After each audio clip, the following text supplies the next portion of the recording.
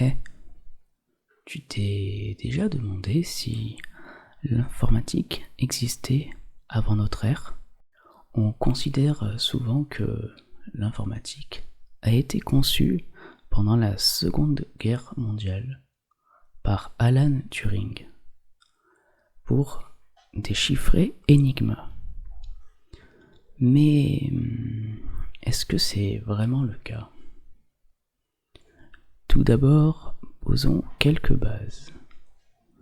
Déjà, quand je parle de notre ère, je parle uniquement des années entre la Seconde Guerre mondiale et aujourd'hui. Donc, pour information, aujourd'hui nous sommes en juin 2022. Ensuite, quand je parle d'informatique, je parle ici d'ordinateur. Et pour rappel, un ordinateur est un calculateur qui utilise un langage dit binaire. Autrement dit, un langage composé uniquement de 0 et de 1. Pour exécuter ses programmes et ses instructions. Bon, maintenant qu'on a dit ça, revenons-en à notre sujet. Est-ce que l'informatique existait avant notre ère? Faire un bond dans le temps et reprendre en moins 3000 avant Jésus-Christ. Oui, ça fait loin. Alors, en moins 3000 avant Jésus-Christ, pendant la période de l'empereur chinois Fu Hi, je m'excuse si je le prononce mal, le symbole magique est un octogone à trigramme qui contient les 8 premiers nombres représentés sous forme binaire, par des traits interrompus ou non. Par exemple, 000, 001, 010, 011. Bon, ce n'est peut-être qu'une simple coïncidence, mais c'était il y a déjà 5000 ans.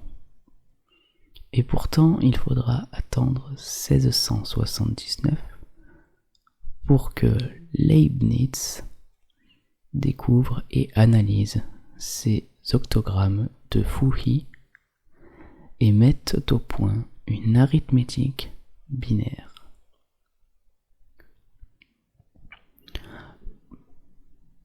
Pourtant, entre moins 3000 et 1679, il s'est passé quelques petites choses.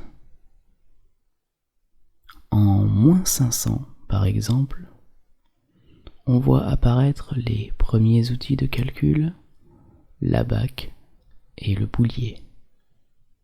300, c'est le philosophe grec que nous connaissons tous, Aristote, qui définit ce qu'est la logique dans son œuvre.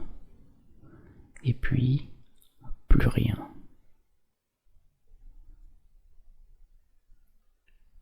Du moins jusqu'en 1580, où John Napier, je suppose, invente les logarithmes. Puis, en 1623, c'est au tour de Wilhelm Schickard. Je suis vraiment désolé si j'écorche tous les noms.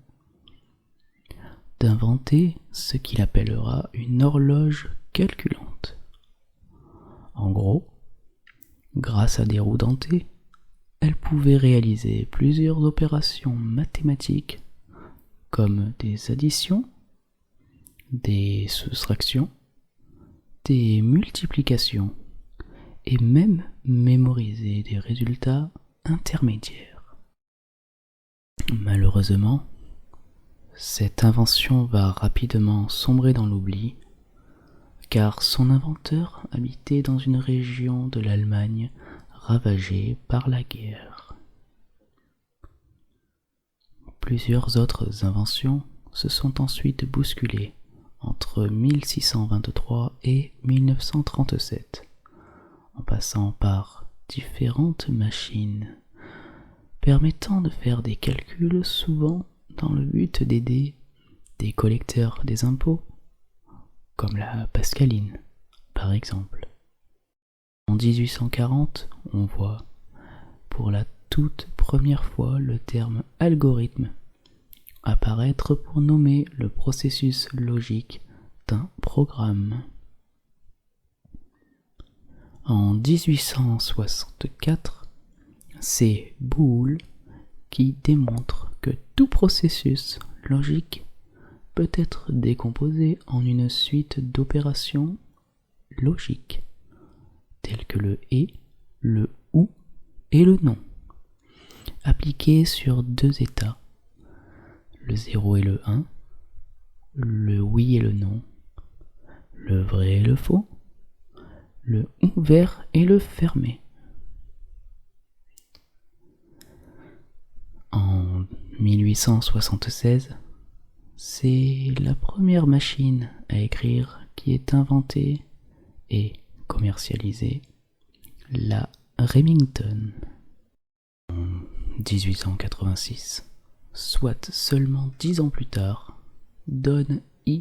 Feld lance la première calculatrice à touche et en 1889, seulement 3 ans après, c'est la première calculatrice de bureau avec imprimante, le comptometteur. La même année, c'est un Français, Léon Bollée, qui crée une machine à multiplication directe, qui aura un immense succès et sera produite jusqu'en 1935. Le millionnaire. En 1896, Hermann Hollerith crée une firme spécialisée dans les machines de traitement de l'information qui deviendra plus tard la société IBM. En 1935, la firme commercialisera l'IBM 601,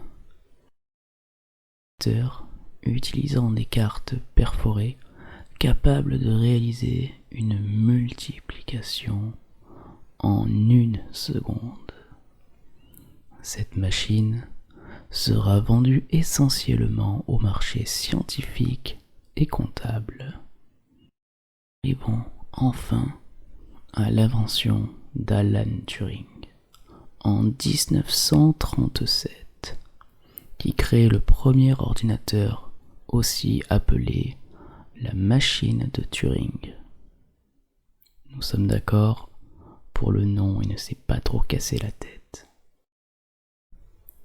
Rien n'aurait été possible sans toute l'histoire qui précède cette invention et qui révolutionne encore aujourd'hui nos vies.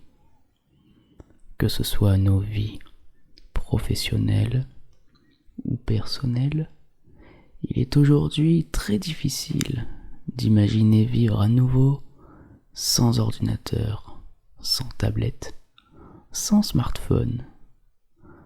Nous pourrions parler aussi des voitures autonomes, d'Internet, des satellites et des fusées, et même de nos montres, de nos réfrigérateurs, et même de nos cafetières.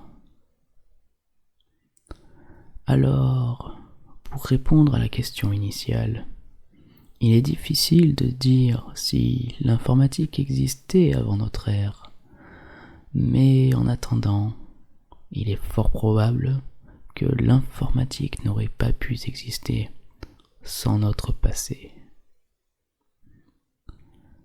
J'espère, à ce stade du podcast, que tu t'es déjà endormi ou du moins apaisé.